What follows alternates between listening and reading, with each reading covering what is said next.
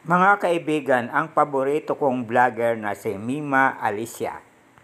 Ang mga litrato ay reaksyon niya habang nakikinig ng isa pang vlogger na si Epifanio Labrador. Mga reaksyon na tuwang-tuwa talaga ako. Ano ba ang kanyang narinig? Bakit ganyan na lang ang kanyang reaksyon? Walang respeto sa kanyang sarili o sa kanyang asawa. Ayun, napunta lamang po sa isang tao na nagbibigay ng kaligayahan. Sayang ho, yung 125 million na sana'y napapakinabangan ho nating lahat. Higing lalakero, mga kababayan. Nakakalungkot kasi biro ninyo, mga kababayan ko, imbis na ng sulat, itong si John Amores.